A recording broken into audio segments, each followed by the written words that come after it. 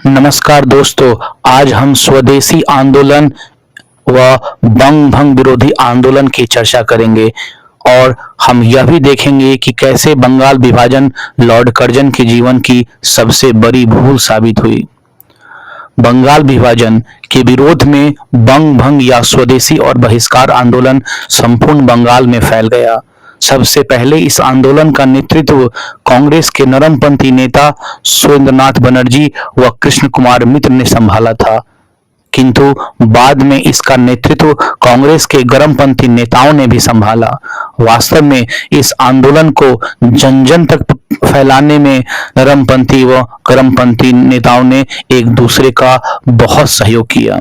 20 जुलाई 1905 को Lord Curzon द्वारा बंगाल विभाजन की घोषणा कर दी गई, जिसके विरोध में विभाजन विरोधी आंदोलन 7 अगस्त 1905 को प्रारंभ हुआ।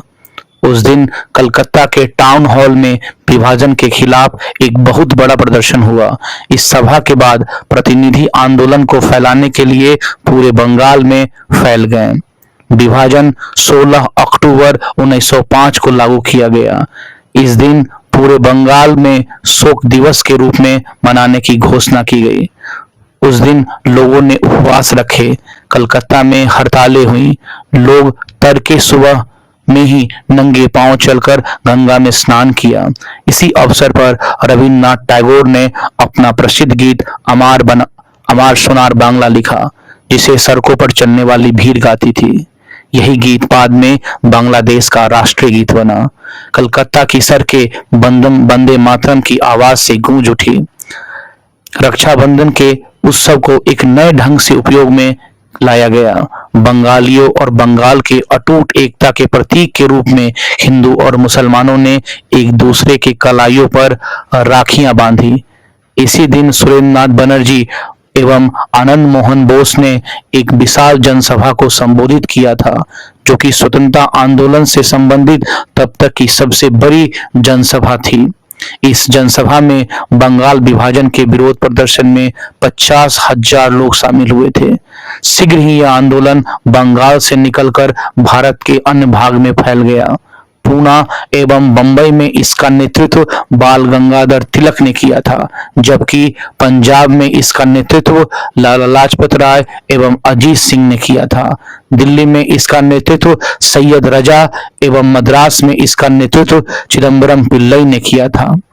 स्वदेशी व बहिष्कार आंदोलन में हम आगे देखते हैं कि बंगाल के नेताओं को लगा कि केवल विरोध प्रदर्शन और सार्वजनिक सभाओं से शासकों पर बहुत ज्यादा प्रभाव नहीं पड़ने वाला है, इसलिए पूरे बंगाल में जनसभाएं करने का निर्णय लिया गया। स्वदेशी तथा भारतीय वस्तुओं का उपयोग तथा विदेशी वस्तुओं के बहिष्कार का निर्णय लिया गया। अनेक जगहों पर विदेशी कपड़ों की होली जलाई गई और विदेशी कपड़े बेचने वाले दुकानों पर धरना दिया गया। तो दोस्तों, हम स्वदेशी व बहिष्कार आंदोलन को समझते हैं।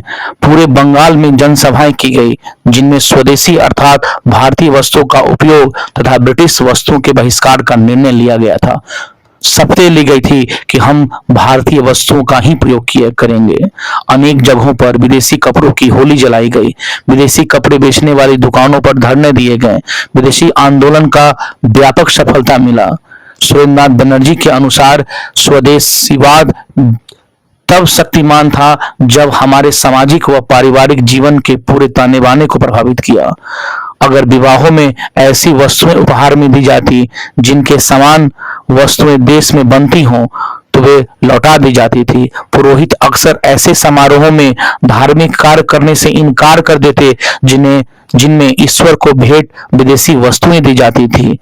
जिन उत्सवों में विदेशी नमक अथवा विदेशी चीनी का उपयोग किया जाता था, उसमें भाग लेने वाले मेहमान इनकार कर देते थे। स्वदेशी आंदोलन का एक महत्वपूर्ण पक्ष आत्मनिर्भरता या आत्मशक्ति पर दिया जाने वाला जोर था।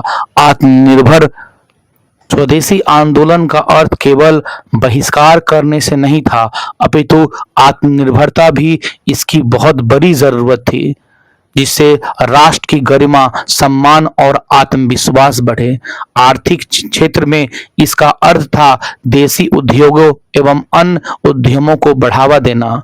अनेक कपड़ा मिलों, साबुन और माचिस के कारखाने, हैंडलूम के उद्यम, राष्ट्रीय बैंक और बीमा कंपनियां खुली।